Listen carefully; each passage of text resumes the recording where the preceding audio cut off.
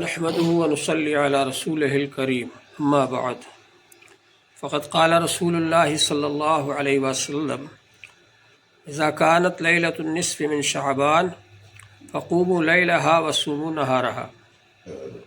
محترم حضرات، یہ شعبان کا مہینہ چل رہا ہے۔ شعبان کے مہینے میں حضور صلی اللہ علیہ وآلہ وسلم بہت زیادہ روزے رکھتے تھے، اور ایسا لگتا تھا کہ آپ افطار نہیں کریں گے، مسلسل روزے رکھتے تھے۔ اور امت کے لیے آپ نے یہ آسانی فرمائی کہ امت سے فرمایا کہ تم لوگ شعبان کے مہینے میں زیادہ روزے نہ رکھو۔ حضور صلی اللہ علیہ وآلہ وسلم بہت زیادہ روزے رکھتے تھے، امت کے لیے اس ڈر سے کہ کہیں ایسا نہ ہو کہ شعبان میں زیادہ روزے رکھنے کی وجہ سے رمضان میں روزہ رکھنے میں کمزوری واقع ہو جائے، کوتاہی ہو جائے، تو اس لیے امت کے لیے آپ نے شفقت کے طور پر اس بات سے منع فرمایا کہ تم روزے نہ رکھو شعبان میں۔ حضور پاک صلی اللہ علیہ وآلہ وسلم نے اس مہینے میں زیادہ روزے رکھے ہیں، یہ حدیث بہت قوی سندوں کے ساتھ روایت کی گئی۔ اسی طرح حضور صلی اللہ علیہ وآلہ وسلم ہر ماہ کی 13، 14، 15 تاریخ کو بھی روزے رکھتے تھے، یہ بھی سنت ہے۔ پھر جو رات آتی ہے شب برات، اس کے بارے میں تقریباً 17 حدیثیں ہیں، ان میں سے بعض ضعیف بھی ہیں اور قوی بھی ہیں۔ تو شب برات کے بارے میں بعض لوگ تو بہت ہی انتہا پسندی کا مظاہرہ کرتے ہیں، وہ کہتے ہیں شب برات ہے ہی نہیں، کچھ کوئی حقیقت نہیں شب برات کی، سرے سے انکار کر دیتے۔ اور کچھ لوگوں نے شب برات کو اتنا بڑھا چڑھا دیا کہ اس کو مستقل ایک تہوار بنا دیا کہ شب برات میں جیسے غیروں کے یہاں آتش بازی ہوتی ہے، آتش بازی کر رہے ہیں، حلوہ بنا رہے ہیں، کھا رہے ہیں، دھوم دھڑاکے سے گھوم رہے ہیں، تفریحات کر رہے ہیں، سیر سپاٹے کر رہے ہیں، ادھر سے ادھر جا رہے ہیں، پوری رات جو ہے نہ خود سو رہے نہ دوسروں کو سونے دے رہے۔ تو یہ دونوں چیزیں انتہا پسندی ہیں۔ حق بات یہ ہے کہ ان دونوں کے درمیان میں شب برات ہے، نہ تو اس کو مستقل تہوار بنایا جائے کہ صاحب حلوہ پکانا ضروری ہے اور رات کو خوب گھومنا ضروری ہے اور بہت زیادہ لائٹ لگانا اور آتش بازی بعض لوگ بعض جگہوں پر کرتے ہیں، اپنے یہاں تو الحمدللہ نہیں ہے وہ۔ تو یہ سب چیزیں ہیں کہ مستقل اس کو تہوار بنا دیا جائے، یہ بھی صحیح نہیں، اور یہ بھی صحیح نہیں ہے کہ سرے سے اس کا انکار ہی کر دیا جائے کہ شب برات کچھ ہے ہی نہیں۔ ابھی میں نے بتلایا کہ تقریباً 17 حدیثوں سے ثابت ہے شب برات۔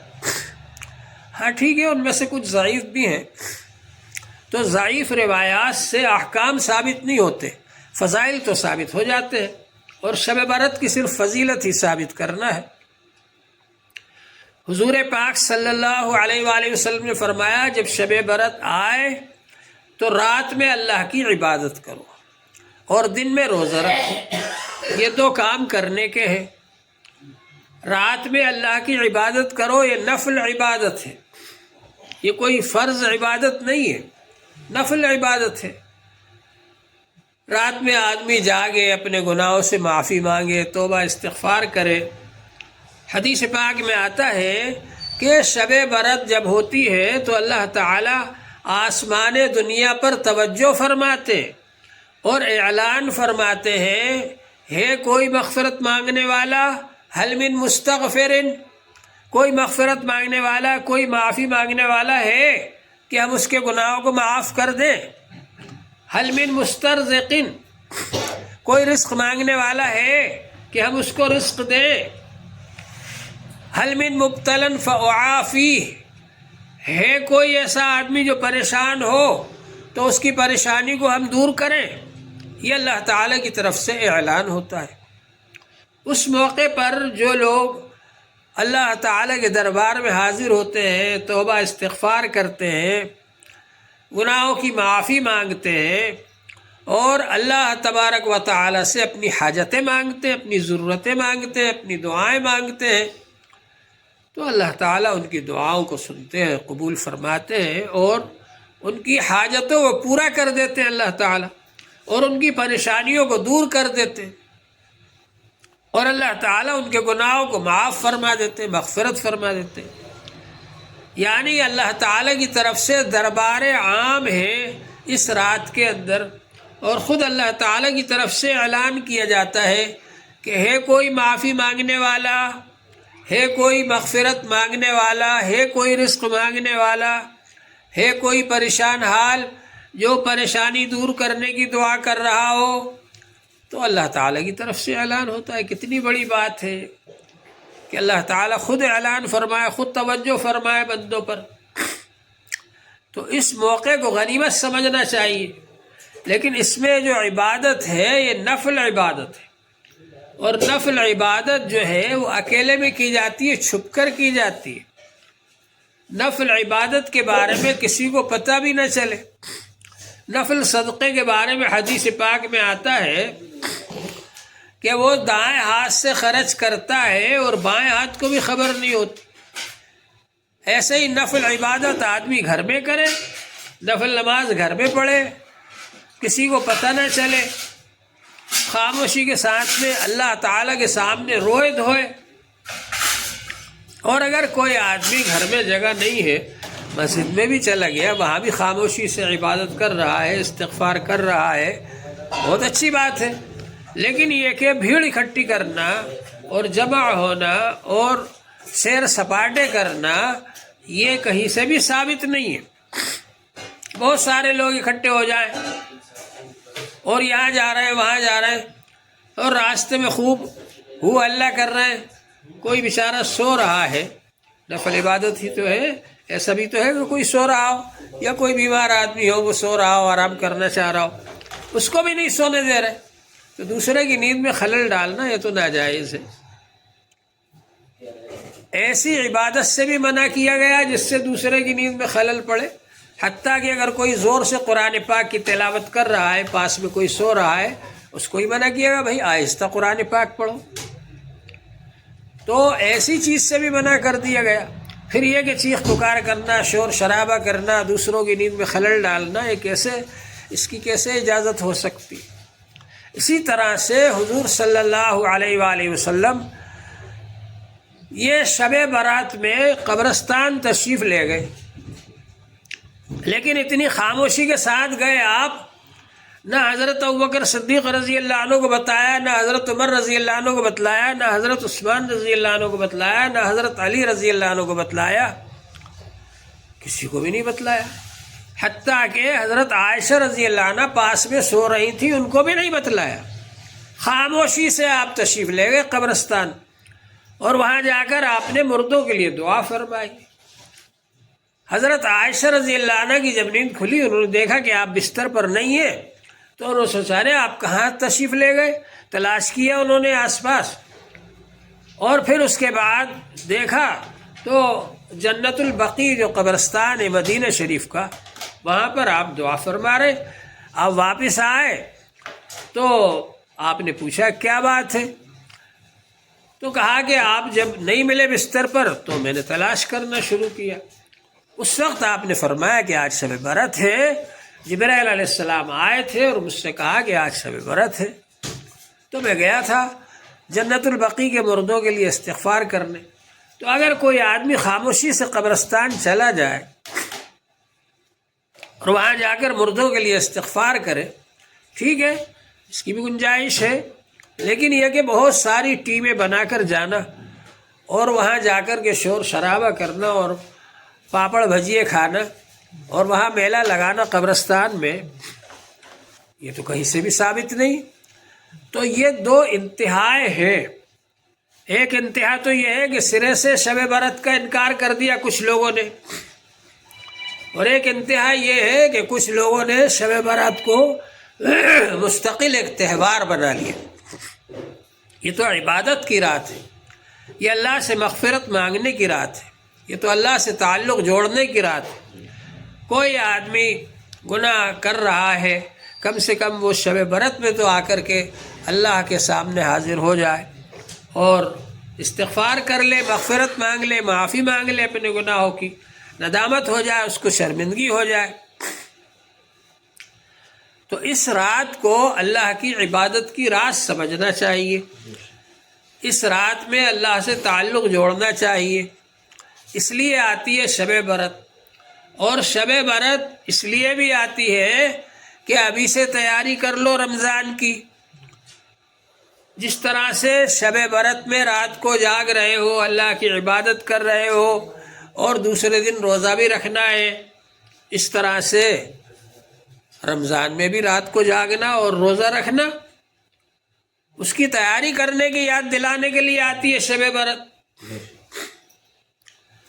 اور شب برات کا مقصد یہ ہے کہ آدمی کو ہر وقت یہ خیال رہنا چاہیے کہ میں اللہ کی عبادت کروں، اطاعت کروں، فرمانبرداری کروں، گناہ نہیں کروں۔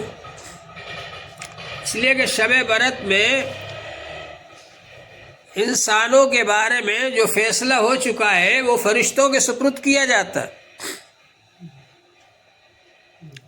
آئندہ سال کون لوگ حج کریں گے، آئندہ سال کن لوگوں کی وفات ہوگی، آئندہ سال کن لوگوں کے ساتھ میں کیا معاملہ ہوگا، وہ سب لکھ دیا جاتا ہے، اور شب برات میں وہ فرشتوں کے سپرد کر دیا جاتا ہے۔ کتنے ہی لوگ ایسے ہیں جن کے بارے میں دیکھا گیا کہ شب برات سے ایک دن پہلے انتقال ہو گیا ان کا، یعنی پچھلے سال ان کے لیے فیصلہ ہو چکا تھا کہ ان کی عمر اتنی رہے گی اور یہ فلاں وقت بلا لیے جائیں گے، اللہ کے دربار میں حاضر ہونا ہوگا۔ تو ظاہر بات ہے کہ وہ شب برات آنے سے پہلے نکل جاتے ہیں، اس دنیا سے منتقل ہو جاتے ہیں، انتقال ہو جاتا۔ تو یہ شب برات کو ہمیں یاد رکھنا چاہیے، اس لحاظ سے کہ ہم لوگ اللہ کی عبادت کر رہے ہو، جب ہمارے حق میں فیصلہ ہو رہا ہو تو اس وقت ہم اللہ کی عبادت کر رہے ہو، تاکہ فرشتے بھی یہ سوچیں کہ ہاں یہ تو بہت اچھا آدمی ہے، اللہ کی عبادت میں لگا ہوا ہے، اور اس کے بارے میں اللہ تعالیٰ کی طرف سے فیصلہ ہو رہا ہے۔ اور ہو سکتا ہے کہ ہماری عبادت کو دیکھتے ہوئے اللہ تعالیٰ ہماری عمر بڑھا دے، اور رزق مانگے تو رزق بڑھا دے، اور پریشانی دور کرنے کی دعا کرے تو اللہ تعالیٰ پریشانی دور فرما دے۔ تو اس لیے اس رات کی بہت زیادہ قدر کرنا چاہیے، اور جس درجے پر وہ ہے اسی درجے پر اس کو رکھا جائے، حد سے آگے نہ بڑھایا جائے، اس کا بھی اہتمام ہونا چاہیے۔ تو ماشاءاللہ شب برات آ رہی ہے۔ برات کے معنی جہنم سے چھٹکارا، چھٹکارے کے معنی ہے برات کے، یعنی آدمی اگر اللہ سے گناہوں کی معافی مانگ لے تو اس کو جہنم سے آزاد کر دیا جاتا ہے۔ چند خاص گناہوں کا ذکر کیا گیا حدیث پاک میں، ماں باپ کا نافرمان ہے، یا ٹخنے سے نیچے پائجامہ پہننے والا ہے، یا شرابی ہے، یا اس طرح کے چند گناہوں کا اظہار کیا گیا کہ ان گناہوں کو کرنے والے کی مغفرت نہیں ہوتی۔ مراد یہ کہ گناہ کبیرہ جتنے بھی ہیں ان گناہ کبیرہ کرنے والوں کی مغفرت بغیر توبہ کیے نہیں ہوگی۔